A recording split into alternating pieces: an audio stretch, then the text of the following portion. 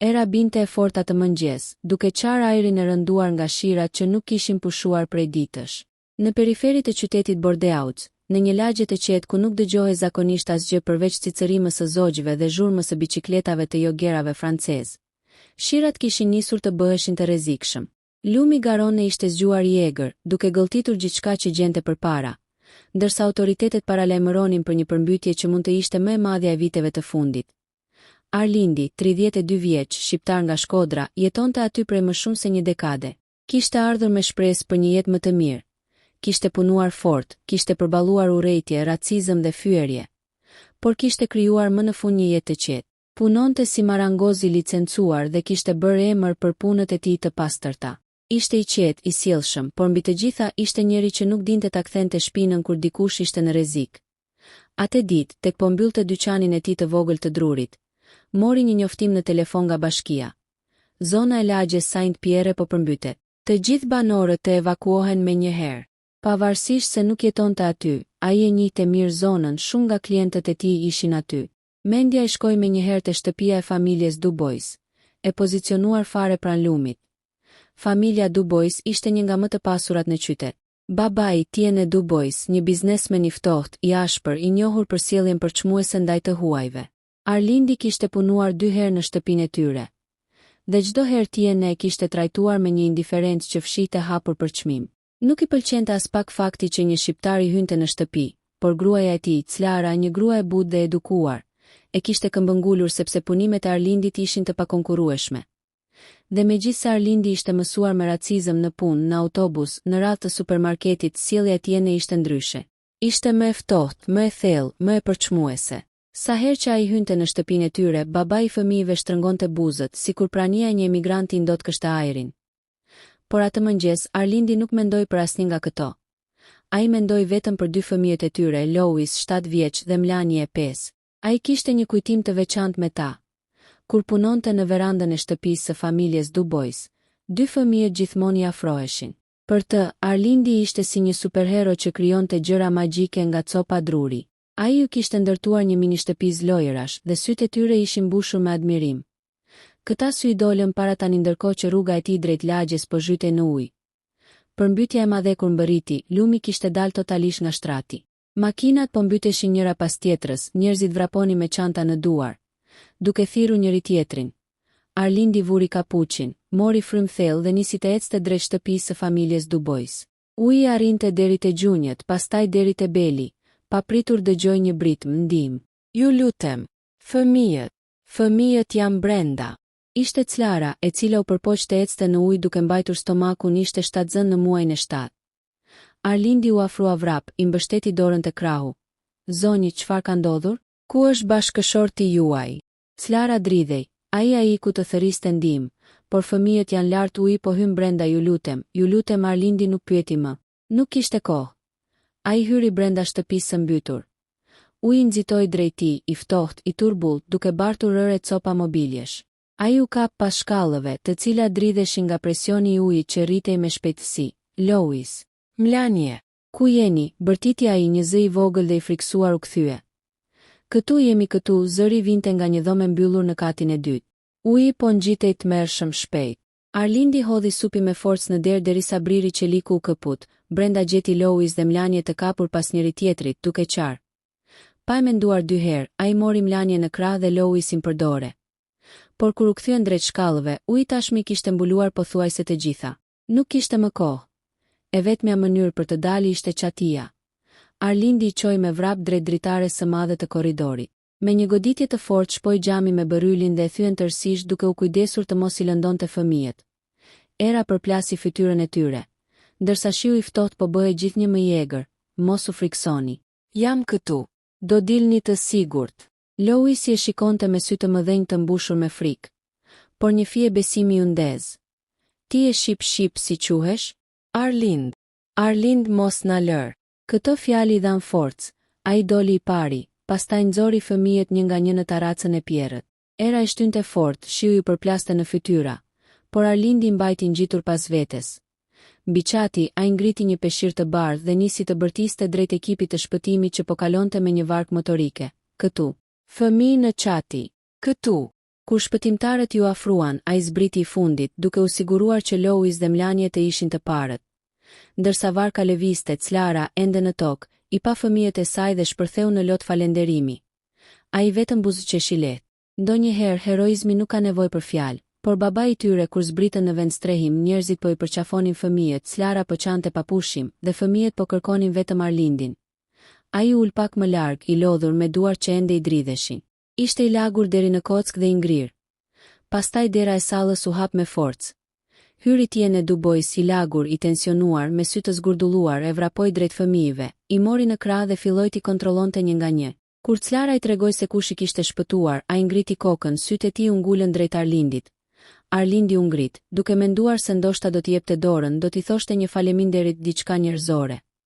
Por jo, Tiene ju afrua dhe në vend të një falenderimi I tha me të ftohtë: "Ti ishe brenda shtëpisë sime? Kush të dha leje?" Clara u shtang, shpëtimtarët qëndruan në heshtje. Edhe fëmijët u hutuan. Arlindi mbajti sytë e ai, I habitur, I goditur nga fjalët: "Zoti Dubois, fëmijët tuaj ishin në rrezik." Dera ishte e hapur. Tiene ndërpreu. Shtëpia ime nuk është vend për njerëz të tillë. Nuk kishe ç'kërkoje aty. Mund të kishe dëmtuar pronën. Dhe nuk dua t'i mësoj fëmijët e mi që të varen nga të huajt. Fjalët e fundit I tha me një neveri të tillë, që edhe Clara ngriti zërin për herë të parë. Tiene, a e dëgjon veten? Ai na shpëtoi fëmijët. Na shpëtoi jetën. Por Tiene injoroi, fëmijët nisën të qanin. Louisi me zërin që I dridhe I tha: "Babi, mos e bëj këtë, ai na shpëtoi, ai është hero." Por babai I tyre tërhoqi me forcë dorën. "Mos e përmend më këtë njeri." Në atë moment, Arlindi e ndjeu një thikë të padukshme t'i futej në zemër. Ai nuk priste shpërblime, nuk priste lavdërime, por nuk e kishte imagjinuar kurrë fyerje, nuk tha asgjë. Vetëm mori gjupin e tij të lagur dhe u nisi drejt derës, pa u kthyer. Një sekret që askush nuk e dinte, tek po largohej një nga shpëtimtarët ju afrua. "Hej, mos e merr kaq personalisht. Është I tronditur." Arlindi nuk reagoi, por shpëtimtari shtoi diçka që e ndaloi në vend. "E di kush është ai? Duboisi. Është listuar si një nga milionerët më të rinj të Francës. Pronari I 2 kompanive gjigante të ndërtimit." Arlindi ktheu kokën, jo për parat. Jo sepse kishte rëndësi kush ishte, por sepse nuk e priste që një njeri me aq pushtet, aq para, aq luks të kishte zemër aq të ftohtë. Ai vazhdoi të ecë. Në heshtje, në shi. Pa e ditur që kjo histori nuk mbaronte këtu, sepse përtej asaj natet e errët do të vinte një ditë kur fati do ta kthej gjithçka mbrapsht, dhe do të vinte një moment kur Tiene, ai njeri që sot e trajtoi si hiç, do të përkulej para tij me një kërkesë që askush se imagjinonte. Dhe historia do të merrte një kthes të paimagjinueshme. Shiu kishte pushuar më në fund, por aroma e baltës, edhe u të trazuar dhe e gurve të lagur qëndronte ende në ajër. Në të gjithë qytetin, pasojat e përmbytjes shiheshin në çdo rrugicë, shtëpi të hapura, mobilje të nxjerra jashtë, cigla të rëna, lodra fëmijësh të shpërndara në balë. Uji ishte tërhequr, por shenjat e tij mbeteshin si plagë të dukshme mbi qytetin e lodhur. Arlindi, që prej asaj nate nuk ishte para askund, nuk shkoi në punë për 3 ditë, nuk fliste me askënd, nuk dëshironte asnjë lloj kontakti me botën. Ai ndjente një lloj boshllëku të çuditshëm. Nuk ishte zhgënjimi nga një njeri I vetëm, por ishte gjurma një plagë të vjetër që ishte rihapur urrejtja pa arsye, përçmimi që e ndiqte kudo, racizmi I heshtur që e ndiqte që kur ishte fëmijë. Ndërkohë, në anën tjetër të qytetit, në një vilë luksoze që ende nuk mund të banohej për shkak të dëmtimeve, Tiene Dubois po përjetonte një trazim krejt tjetër. Sërish ai ishte ulur në zyrën e tij të madhe, me duart në kokë, duke rishikuar ngjarjet e asaj nate. Nuk fliste me askënd, nuk priste askënd. Clara e kishte braktisur përkohësisht shtëpinë e përkohshme ku qëndronin dhe kishte shkuar të jetonte me fëmijët e prindërit e saj. E kishte bërë qartë që derisa ai të përballej me gabimin e tij, ajo nuk kishte ndërmend të rinte as në të njëjtën dhomë me të. Të gjithë e pyesnin të njëjtën gjë. Si kishte mundësi që ai njeri të mos e falenderonte shqiptarin që shpëtoi fëmijët e tij. Por ajo që askush nuk e dinte ishte se për herë të parë, Tiene nuk kishte përgjigje. Fëmijët që nuk flisnin më me të nesërmen e ngjarjes, Louis dhe Melania refuzuan të flasin me të. Nuk I shikonin në sy, nuk I flisnin, nuk I përgjigjeshin as kur u bënte pyetje. Ishte hera e parë në jetën e tij që ndjente fëmijët e tij të rëshisnin nga duart. Louis, I cili zakonisht ishte I lidhur shumë me të, vetëm rinte duke shikuar nga dritarja me fytyrën e zbehur. Çdo natë flinte me një kukull prej druri që Arlindi i kishte dhuruar kur ishte vetëm 4 vjeç. Tani ajo kukull ishte bërë simboli diçkaje më shumë. Simboli sigurisë që nuk e ndjente më tek babai i vet një ditë. Loi si tha Clarës, duke mos e ditur që babai po i dëgjonte nga dera e kuzhinës. Mami, pse babi nuk e do Arlindin? Ai na shpëtoi, pse ishte kaq i keq? Clara i përqafoi, por sytë i ishin mbushur me lot. Ajo nuk dinte si ta shpjegonte urrejtjen dhe verbërinë e Tiene. Në korridor babai i tyre qëndronte i ngrirë, i prekur, i lëkundur, i goditur më shumë se nga çdo kritik publike. Ai nuk ishte mësuar të shihte veten si dështak, e aq më pak si njeri të keq. Fillimi i ndryshimit, gjitha këto momente filluan të gërryen diçka brenda tij. Ditët kalonin dhe Tiene ndjente diçka të panjohur, të pakëndshme, fajin. Një faj që e ngrinte natën dhe nuk e linte të flinte. E kujtonte atë natë, britmat e fëmijëve, frikën e tyre dhe pamjen e shqiptarit e lagur deri në kock, i cili riste flamurin e bardhë mbi qati për të shpëtuar fëmijët që nuk ishin të tij. Ai burr, të cilin ai e shikonte me përçmim, kishte bërë atë që ai vet nuk arriti ta bënte dot, dhe ky mendim e përvolonte. Por egua e tij ishte tepër e madhe për ta pranuar publikisht. Ai nuk e kishte thënë kurrë se kishte gabuar. Jo para gruas, jo para fëmijëve, jo para askujt. Ai nuk dinte si të kërkonte falje. Por fëmijët e tij nuk flisnin më me të. Clara nuk i fliste as me zë të ulët, shtëpia duke më bosh se kurrë. Jeta e tij, e mbushur me luks, duke papritmas e pavlerë. Dhe për herë të parë në jetën e tij, Tiene ndjeu frikë. Frikë se kishte humbur diçka shumë më të çmuar se krenaria e tij e kot. Ai kishte humbur dashurinë e familjes. Kërkimi i pamundur në fund, një mëngjes, u ngrit nga tavolina dhe bëri diçka që nuk e kishte bërë kurrë në gjithë jetën. Doli për të kërkuar një njeri dhe për t'i thënë më vjen keq. Ai nisi me një listë prej disa adresash që kishte gjetur nga dokumentet e punimeve të Arlindit. Vizitoi dyqan pas dyqani, lagje pas lagjeje. Por askush nuk dinte ta thoshte me saktësi ku kishte shkuar. Një nga fqinjët i tha: "Ai djalë është i mirë, i heshtur, por ka një shikim të lodhur këto ditë. Sikur ka humbur diçka." Disa thonë se ka shkuar te një punishte pranë urës së vjetër. Tiene u nis me makinë, duke pritur të gjente diçka, çdo gjurmë, çdo hap. Në anën tjetër të qytetit, Arlindi po punonte në heshtje në një punishte të vogël. Ishte zhytur në punë, duke gdhendur një kornizë prej druri për një të moshuar që i kishte kërkuar ndihmë. Për të, puna ishte aratisja e vetme nga dhimbja e shpirtit. Ai nuk donte famë, nuk donte lavdërime, por humbja e dinjitetit të tij, pas një akti që kishte bërë nga zemra, i kishte lënë një shenjë të thellë. Ai nuk ishte thjesht i ofenduar, ai ishte i zhgënjur nga njerëzimi, dhe ndërsa ai po jepte formë një copë lisi, dera e punishtes u hap. Era e dimrit përplasi brenda një trup të gjatë, një fytyrë të njohur dhe një siluet që Arlindi nuk e kishte menduar se do ta shihte, Tiene Dubojs. Ai u fut brenda i pasigurt për herë të parë në jetën e tij. Arlindi ngriti sytë dhe shtollungat e drurit i ranë për tokë, ashtu si qira edhe shpirti për një sekond. Asnjëri nuk foli për disa qaste. Pastaj Tiene me një zë të ulët, të kripur nga një emocion që nuk ja njihte askush, tha: "Unë kam ardhur për të folur me ty." Arlindi e shikoi pa shprehi. "Nuk kam asgjë për të thënë." "Por unë kam." Vazhdoi Tiene duke ulur sy. "Kam gabuar." Për herë të parë që kur kishin filluar ta njihnin, zëri i tij nuk ishte komandues. Nuk ishte i ftohtë. Nuk ishte superior. Ishte i thyer: "Unë nuk jam ai njeri që mendon. Por fëmijët e mi qëndrojnë larg meje prej 3 ditësh. Nuk flasin me mua. Gruaja ime nuk mund të më shohë. Dhe unë e kam kuptuar se jam sjell si njeri që nuk e meriton as familjen që ka." Ai ngriti kokën me sy të skuqur. "E di që s'kam të drejtë të kërkoj falje, por dua të filloj diku." Arlindi nuk foli. Vetëm e shikoi si një njeri që dëgjon për herë të parë një shuplak të drejtë nga jeta. "Nuk e kam mësuar kur të pranoj dobësi. Të jemi sinqert, nuk di as si të kërkoj falje, por dua të ndryshoj. Për fëmijët, për gruan, për veten." Ai mori frym thellë. "Dhe dua ta nis duke ta thënë ty së pari." Dhe më në fund, ai tha fjalën që kishte mbajtur të ngujuar për dekada: "Faleminderit." Fjala ra si pikë shiu në tokë të thatë. Por drama sapo kishte filluar në atë moment, dera u hap me forcë. Një punonjës i bashkisë hyri gjithë frym. "A jeni Arlindi?" "Po," u përgjigj ai, "duhet të vini me mua. Ka ndodhur një aksident te ura e lumit. Është një grua 7 zën. Emri Clara Dubojs." Ngjyrat u zhdukën nga fytyra e Tiene. Syti u hapën si të një njeriu që pa botën t'i shembet para syve. Çfarë ka ndodhur? Ajo ka rëshitur për shkak të baltës dhe ka rënë në shteg. Po e dërgojmë në spital. Tiene nuk e priti fundin e fjalisë. U nis me vrap, Arlindi pa e menduar 2 herë vrapoi pas tij. Drama nuk ishte përfunduar. Përkundrazi sapo po niste kapitulli më i rëndësishëm i jetës së tyre. Sirena e ambulancës përshkonte rrugët e qytetit të lagur, duke përgjuar heshtjen e rënd të pas përmbytjes. Tiene vraponte pasaj si një i çmendur, i përhumbur, i tronditur dhe i mpir nga frika. Nuk e ndjente lodhjen, nuk e ndjente shiun që sapo kishte filluar të binte sërish. Arlindi e ndiqte në distancë, me hapat e shpejt, me zemrën që i rrihte fort. Ishte instinkt, ishte nder, ishte diçka që nuk mund ta kontrollonte, edhe pse ky njeri e kishte fyer. Ai nuk mund të rinte pa ndihmuar.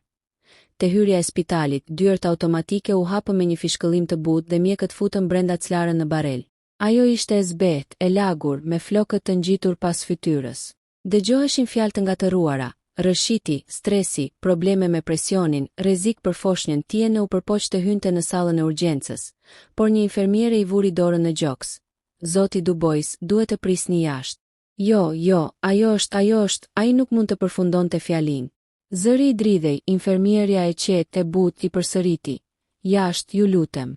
Ai u tërhoq, por jo nga dëshira e tij. Ishte sikur dikush tjetër e shtynte prapa. Ul në një stol të ftohtë metalik dhe mbajti kokën me duar. Pëllëmbët i ishin lagur me djers, fytyra i digjte, zemra i rrihte kaotikisht. Arlindi qëndroi pranë murit, pa bërë zë. Nuk e shqetësoi, nuk u afrua, por as nuk iku. Ai e kuptonte shumë mirë se çfarë po ndjente ky burr. Frikën e humbjes së njeriu të zemrës. Dhe pavarësisht gjithçkaje, Arlindi nuk ishte njeri që braktiste dik në një moment kaq të rënd. Kaluan minuta të gjata, pastaj gjysmë ore, pastaj gati 1 orë. Për Tiene ishte sikur ora kishte ndaluar. Çdo sekondë duke vit, dhe pastaj më në fund dera e sallës u hap me një krak të lehtë.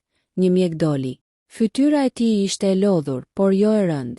Ai mbante një dosje në dorë. Zoti Dubois? Tiene u ngrit me një herë. Po, çfarë ka ndodhur? Mjeku vështroi dosjen, pastaj ngriti syt. Për fat të madh, ajo është mirë. Foshnja gjithashtu është stabile. Ka pësuar rënje të sheqerit, stres i madh, plus rëshitja që i dha goditje të lehtë. Por nuk kemi dëmtime të rënda.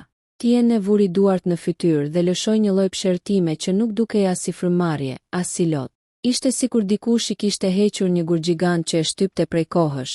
Mund ta shoh? Pyeti me zë të ulët. Po, por vetëm për pak minuta. Ai hyri brenda. Arlindi mbeti jashtë. Kur mbylli derën pas tij, mjeku pa shqiptarin që rinte i heshtur në qoshe dhe ju afrua. Ai duket në gjendje shumë të keqe emocionale, i tha but. Arlindi miratoi me kokë. Mjeku shtoi. Ndonjëherë njerëzit ndryshojnë vetëm kur humbin pothuajse gjithçka. Në dhomën e bardhëclara qëndronte e shtrirë, me sensor të lidhur në krah. Syti hapi ngadalë kur dëgjoi hapat e tij. Tiene ai ju afrua, por nuk guxoi t'i prekte dorën. I dukej sikur nuk e meritonte. Më fal, tha ai me zërin që mezi i dilte nga grykza. Më fal për gjithçka. Për atë natë, për të gjitha netët kur s'të kam dëgjuar, për fëmijët, për mua. Unë jam sjell keq. Clara kishte sytë mbushur me ujë. Mendova se nuk do të kuptoje kurrë, i tha ajo but. Kam qenë idiot. Por ai njeri atje, ai ndaloi pak, duke marrë frymë thellë. Ai më mësoi diçka që askush nuk ka mundur të ma mësoj. Clara buzëqeshi shumë lehtë. Arlindi? Po, tha ai, me një lloj respekti të ndrojtur në zë. Ai më shpëtoi fëmijët dhe unë u solla si njeri pa shpirt. Clara ja mori dorën. Ende ke kohë ta ndreqësh. Fjalët e saj ranë në shpirt si dritë. Përballja e madhe kur doli nga dhoma, Tiene e gjeti Arlindin ende atje. Nuk ishte larguar, nuk kishte bërë dram, nuk kishte kërkuar vëmendje. Vetëm kishte pritur. Tiene u ndal para tij. Burr më burr. Nuk kishte arrogancë, as distancë, as turp. Vetëm një njeri që më në fund e kishte kuptuar se çfarë vlere kishte humbur. A mund të flasim? Te pyeti. Arlindi ngriti syt, pa shprehje. Nuk kam asgjë për të shtuar, i tha ftohtë. Po un kam, u përgjigj Tiene, heshti për disa sekonda. Pastaj me një zë të prerë, të sinqertë, të thjeshtë, më shpëtove fëmijët. Dhe mua më shpëtove nga vetja ime. Prandaj dua të jap diçka. Arlindi shtrëngoi nofullën. Nuk dua para. Nuk jam para, tha Tiene. A I futi dorën në xhep dhe nxori një letër. Ishte një dokument notarial. Ja shpalosi para Arlindit, kjo është shtëpia ime e dytë. Vila në Kodër. Nuk e kam prekur kur. Tani është e jotja. Arlindi u shtang, çfarë? Jo. Absolutisht jo. Nuk mund ta pranoj këtë. Tiene e ndërpreu, nuk është dhurat. Atëherë çfarë është? Dhe përgjigja erdhi si diçka që nuk e kishte menduar kur. Është borxh. Arlindi ngriti vetullën, Tiene vazhdoi I vendosur. Borxh për jetën e fëmijëve të mi. Borxh për nderin që ti tregove. Borxh për atë mësim që më dhe. Shtëpia është e jotja. Unë s'jam duke të falur asgjë. Unë po paguaj një borxh që se shlyej dot me para. Sytë e Arlindit u mbushën me ujë, por ai nuk I la të bien. Nuk kam kërkuar kur shpërblime, tha me zë të dridhur, e di. Pikërisht për këtë e meriton. Dhe pastaj ndodhi ajo që askush nuk e priste. Tiene ul në gjunjë. Po ai milioneri I ftohtë, arrogant, I ashpër, ul në gjunjë para shqiptarit të thjesht. Njerëzit që ishin në korridor u ngritën në këmbë të habitur. Të lutem pranoje, tha ai. Nuk po të jap një shtëpi, po të jap respektin tim, po pranoj gabimin tim, po të kërkoj falje si burr, si baba. Arlindi nuk di të fliste. Nuk I dilte zëri në fund, tha vetëm, ngritu të lutem. Nuk e meritoj këtë. Jo, tha Tiene. Ti e meriton. Unë jo. Një fillim I ri shtëpia në Kodër nuk ishte vetëm e bukur, ishte një parajs e vogël. 2 kate, kopsht, një verandë me pamje nga lumi që tashmë ishte qetësuar. Kur Arlindi hyri brenda ditën që mori qelsat, nuk e njihte veten. Nuk ishte hyrë kur në një vend kaq të rregullt, kaq të qetë, kaq të plot. Në kuzhinë një zarf. Ai e hapi, brenda ishte një letër. Arlind, ti nuk shpëtove vetëm fëmijët e mi. Më shpëtove edhe mua nga verbëria ime. Kjo shtëpi nuk është falënderim. Është një kujtesë për mua, çdo ditë që do ta shoh bosh shtëpinë time të vjetër. Do të kujtoj se njeriu që unë përçmova një herë më mësoi se çfarë do të thotë nder. Të jam borxhli për jetë Tiene. Arlindi e mbylli zarfin me dorë që I dridhej. Jashtë në verandë dëgjonte zërat e fëmijëve të Tiene që qeshnin. Ai kishte sjell për t'i treguar se kjo është shtëpia e mikut ton. Dhe Loi si vogël vrapoi drejt tij, ju hodh në qafë dhe tha: "Babi tha që ti je heroi ynë. A do të vish shpesh këtu?" Arlindi e përqafoi, "Sa të duash." Dhe në atë moment kuptoi se ndoshta bota nuk ishte aq e ftohtë sa kishte menduar. Ndoshta fjalët që munguan atë natë sapo ishin thënë në mënyrën më të bukur të mundshme.